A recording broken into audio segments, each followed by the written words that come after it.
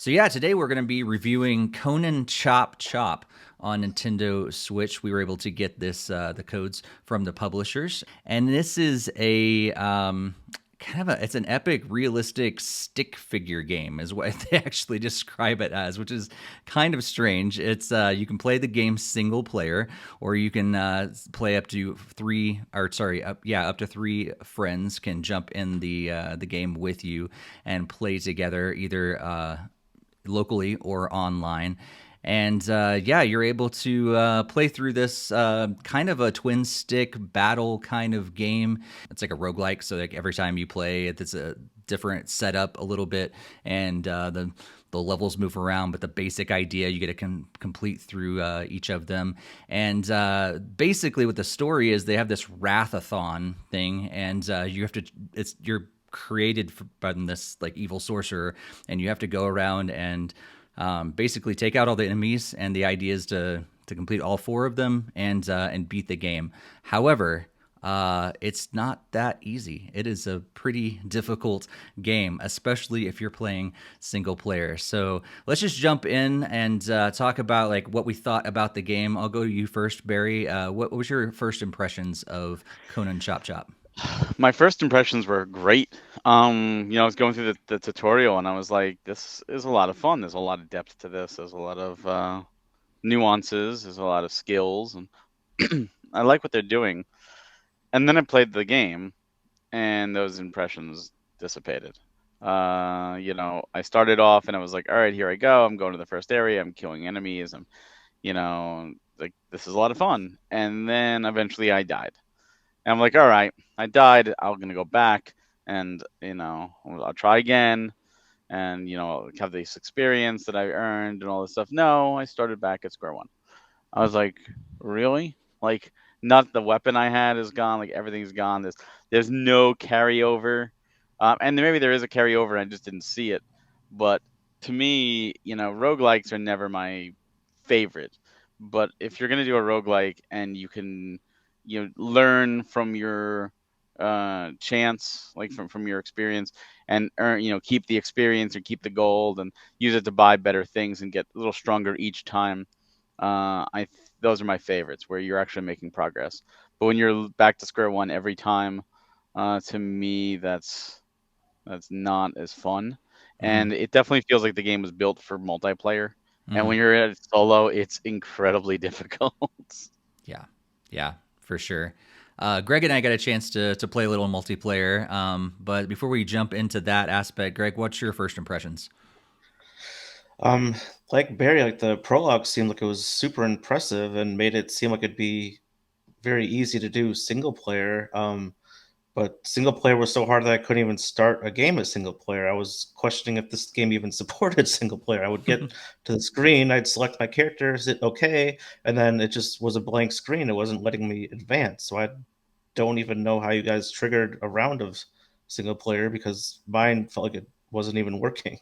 Hmm. Um, so there was that, and then obviously what you were just alluding to with the multiplayer that definitely made it seem like it was more multiplayer generated stuff because we had a little fun adventure. Obviously, voice chat would be appreciated, but you know how Nintendo is with that kind of stuff. I mean, you're trying to work together, and you would think you'd have ability to talk to each other, or signal to go certain directions, or want to go check out certain things, or just be able to toss ideas on how to solve puzzles together. And that's like basically completely impossible. There's not even any text-based prompts. There's no online chat even with like your friends. Mm-hmm. Yeah, yeah. I think if you do want to play online with friends, definitely I would recommend hitting our Discord, and you can talk with other Nintendo Fuse people over there or something like that, because it's definitely it's difficult. I think yeah, Greg and I think we finally figured out a plan where we just kind of like, if one of us wanted to go to a different room, we kind of just walked over that direction, and like we kind of signaled to the other person, hey, maybe this direction, and one of us would follow. But it's definitely it's tied together. So if one person leaves a specific room or specific scene, like everyone follows. So you have to stick together. The game forces you to stick together the whole time. So yeah, I pretty much the same as you guys. It's like I think in the beginning, I was like, this is kind of fun. I like twin stick shooters. I like the idea there, so it's kind of fun to move around. It reminds me a lot of like the top down Zelda games. In a lot of ways, and you're able to like parry and block and upgrade your weapons and all that stuff, which is really fun. But I think it's a little too difficult for single player. Greg and I played, I think, a couple of rounds. First time we died pretty quick, but second time we almost, I think, beat the first level. We came really really close, and I should have. Saved myself with some food there at the very end, and I got hit really hard by the boss, and it took out more than one heart, and I was not expecting that. So we ended up dying a little faster than I expected. Yeah, his first attack took me out. I wasn't even ready for it. like, all right, I guess Steve's going solo this whole boss battle. Yeah. And then you were holding up really good. I'm like, we have a chance. We might be able to beat this thing. Yeah, it definitely. I think I do like the idea that when you are playing multiplayer, if you're in a room and you die but your partner survives, as soon as they beat all the enemies in that specific scene, they'll bring you back to life. Which is nice. So like, and I think that's what you're saying, Barry. I think it really is built around multiplayer. If you're not playing multiplayer, this game is going to be almost torturous, really. But if you're playing multiplayer, it could be really fun, and I could see it being a lot easier if you're playing 4-player co-op the whole way through. I think it probably wouldn't be that difficult, and I think you could probably beat it 4 players. 2 players is still really difficult, but the more players you get, the more it's just easier to take out the enemies. And I didn't see any more enemies like the more players you have. So it's not like the game ramps up its difficulty if you have more players either. It seemed like the same level of difficulty, single player and 2 player. So yeah, any other thoughts? Like, what do you guys think about the graphics, sound, stuff like that? What do you think, Barry? I thought the sound was fine. I thought the graphics were cute. I mean, there's a lot of humor in there, and they played to that humor, especially using the Conan license because it is a licensed game. I feel like they designed this game though as a 4-player game, and then they just allowed under 4 people to do it, and there's no scaling. And that sucks because I was really enjoying the prologue, and I'm like, this could be a ton of fun, and it very much reminded me of like Gauntlet style. And again, I'm not a big fan of like roguelikes, but if there's some kind of progress, if there's some kind of way you can keep going, or at least make it fair, like if a roguelike doesn't let you try on, but it's doable, and at least there's that. But this just felt like enemies were just taking so much of my life really quickly, and there was like 5 or 6 on a screen, and I am solo, and I'm melee, so like I'd shoot my arrows and they'd be out, and then I'd run in there and I'd hit with my axe because I was playing as Conan, and they just tackle me, and I was like, this is no longer fun after like 3 attempts. I'm like, I'm literally not having fun at this point. Yeah. I'd say it gets better over time because as you do level up your player, your level stays the same. You do collect like the money and things like that you can upgrade your weapons and stuff like that. You do keep those from even after you die. So like I noticed like even between Greg and I'm like a couple levels ahead of him, and I was able, like I felt like it was easier to take out enemies than it was for Greg. But all of a sudden Greg got this thing that like threw the items. I was like, dude, I have to have that, because he was like just killing everything. And so like he gave it up later, and I went back over there. I was like, I'm picking that up. So it just seemed like it could have like that disadvantage at times. I mean, I really normally like the boomerang style weapon, and it was doing well for quite a while, but then I was like, there might be a point where these things close in, and then my boomerang is going to be like across the screen, and then I won't be able to attack. So I was trying to weigh the pros and cons of keeping it, and I ended up deciding like the new thing that I picked up sounded like it was more work, like would be better, but obviously didn't help in the end when you were still outliving me most times. But you had a whole extra heart container, I think, like even some skills unlocked, because I would have played single player mode if it had figured out a way to start it. But yeah, It should be on the top of the menu. There should be like, I think it's the first thing on the menu is whatever, I forget what it's called. It's like start campaign or something like that. That's the single player mode, and then online and tutorial or whatever. But if you do pick up this game, I highly recommend you go through the tutorial because it does help. You can understand what's going on. It if you just forces you jump into in. the tutorial if you try starting campaign. It Oh, pretty much does is it? like, hey, Okay. I just you should do the chose tutorial, so I tutorial. didn't realize it. So, It at least gives you a prompt to do it. okay. Cool. So yeah, it's a fun game. I think it also confused me, honestly, because I looked at the game and it's like this whole, what's it called, like a wrathathon or something like Hmm. that. Thonamon, I don't know, whatever. And it's like, I know it's Conan, but like all of a sudden it seemed like the game should be called Wrathathon because like that's like the whole thing. It's like Conan's just one of the characters. So I don't know. It kind of led me astray. I was like, what? I thought this was a Conan game, like, and then all of a Name sudden, recognition. yeah. So if you're confused, I was too.